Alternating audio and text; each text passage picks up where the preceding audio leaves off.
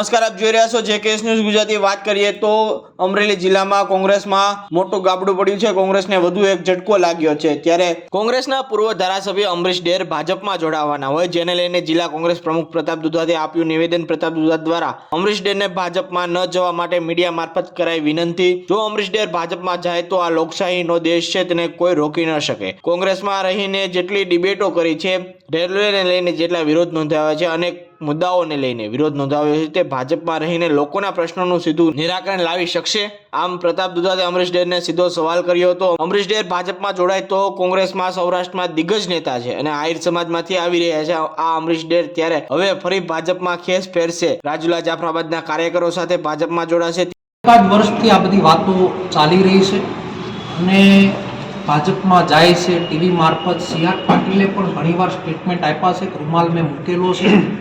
વિધાનસભાનું ઇલેક્શન ગયું એ પહેલાંય રૂમાલ મૂકેલો હતો અને આજે પણ એનો રૂમાલ મૂકીને સી.આર. વાત કરી રહ્યા છે। જિલ્લા કોંગ્રેસના પ્રમુખ તરીકે અમરીશભાઈ હોય કે પ્રતાપભાઈ હોય કે વીરજીભાઈ હોય કે પરેશભાઈ કે સહાય શક્તિસિંહ, કોંગ્રેસ પાર્ટીએ લોકોને પડતી સમસ્યા માટે લડવાનું કામ કર્યું છે। એના ભાગરૂપે અમરીશભાઈ પણ આંદોલન કરી ચૂક્યા છે। લોકોને પડતી મુશ્કેલીઓમાં એણે 15 દિવસના રેલવે બારાના ધરણા કર્યા, ત્યારે પણ અમે સામેલ થયેલા છીએ।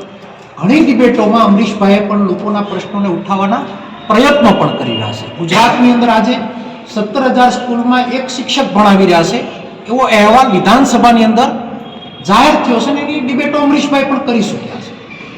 કોંગ્રેસ પાર્ટી છે એ કોઈ પણ કદનો કાર્યકર્તા હોય એને નેતા બનાવવાનું કામ કરે છે। ભારતીય જનતા પાર્ટી જે છે એ કાર્યકર્તાને નેતા નથી બનાવી શકતી। ત્યારે અમરીશભાઈથી જે આજે ગયા નથી પણ એવા ગણતરીના અંદાજે 100 જેટલા નેતાઓને લઈ જઈ અને એની ભારતીય જનતા પાર્ટી ચલાવી રહ્યા છે। કોંગ્રેસ છે એ આજકાલની કોઈ પાર્ટી નથી। 42 વર્ષ પહેલાં ભાજપનો જન્મ થયો છે અને કોંગ્રેસ પાર્ટી 133-134 વર્ષ પૂર્વ પાર્ટી છે। ઘણી વખત આવા ભંગાણો પણ થયા છે। ત્યારે મારી જેવા કાર્યકર્તાએ લડવાનું કામ કર્યું છે। અમરીશભાઈ ન જાય એવી મીડિયા મારફત એમને વિનંતી કરું છું અને જો જાય તો લોકશાહીમાં સૌ સ્વતંત્ર હોય છે। જો જાય તો એણે જેટલી ડિબેટો કરી છે, એણે જેટલી વાતો કરી છે, એણે જેટલા આંદોલનો કર્યા છે અને એણે પ્રજા માટે જે ગરીબ માણસો માટે વ્યથાઓ અને વેદનાઓ વિધાનસભાના અમે એક પાટલીના બંને ભાઈઓ હતા, બંને મિત્રો છીએ અને આવનાર દિવસોમાં પણ મિત્રતા અમારી રહેવાની છે। તો લોકોના પ્રશ્નનું શું નિવારણ લાવી શકશે? આ મારો સીધો સવાલ છે।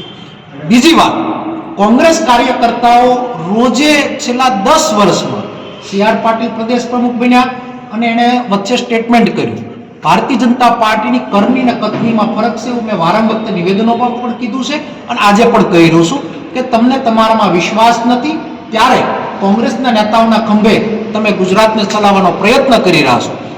અહેમદ પટેલના ઇલેક્શન વખતે 33 ધારાસભ્યો વધવા દીધા હતા। આખી કોંગ્રેસને તોડી અને અહેમદજીનું જ્યારે ઇલેક્શન થયું ત્યાંથી 73-74 ધારાસભ્ય સુધી પહોંચાડવાનું ગુજરાતની જનતાએ કામ કર્યું। વારંવાર ત્રીજી પાર્ટી લાવીને ભાજપ સફળ રહી છે, પણ અમને વિશ્વાસ ગુજરાતની જનતા ઉપર છે, અમને વિશ્વાસ અમરેલીની પ્રજા ઉપર છે અને કોંગ્રેસના કાર્યકર્તાઓ ઉપર પણ અમને વિશ્વાસ છે। કોઈ પણ સમય અને કોઈ પણ પરિસ્થિતિમાં ભારતીય જનતા પાર્ટીનો સામનો કરી અને એને ભરી પીવા માટે અમે કટિબદ્ધ છીએ।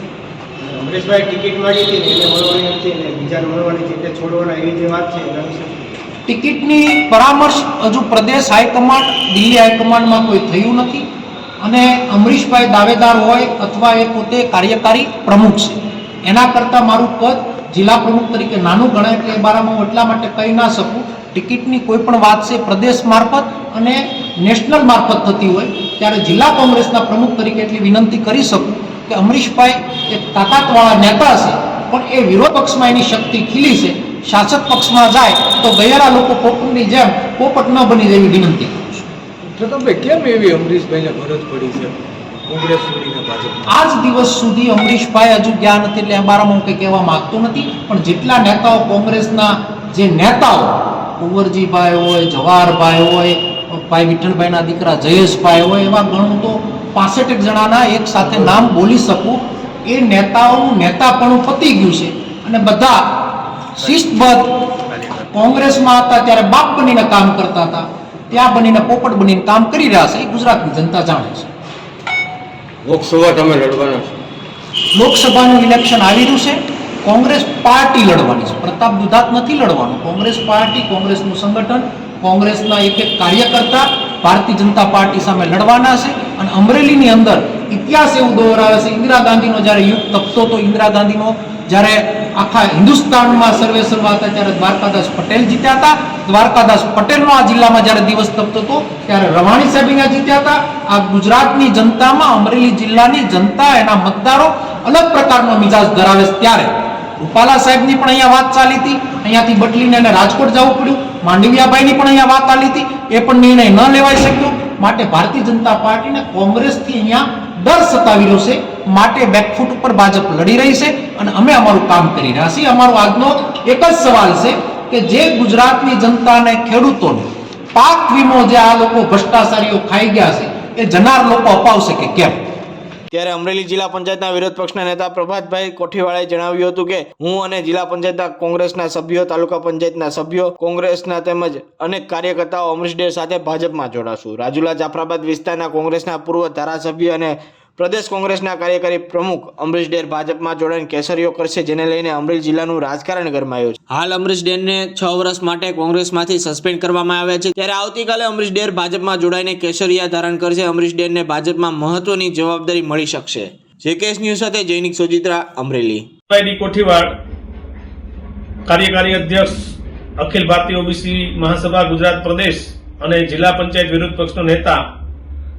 હાલમાં અમે કોંગ્રેસ પાર્ટીમાં સક્રિય છીએ, પરંતુ અમારા અમરેલી જિલ્લાના આદર્શ અને લોકપ્રિય નેતા એવા અમરીશભાઈ ડેર જો કોંગ્રેસમાંથી ભાજપમાં જોડાશે તો એમની સાથે અમારો એક મોટો સમૂહ જિલ્લા પંચાયતના સભ્યો સહિતનો, તાલુકા પંચાયતના અનેક સભ્યો, નગરપાલિકાના હોદ્દેદારો, પાર્ટીના અને સામાજિક રીતે જે લોકો મજબૂત લોકો છે એવા લોકો સાથે અમરીશભાઈનો નિર્ણય થશે તો બધા પાર્ટી છોડવાની તૈયારી છે.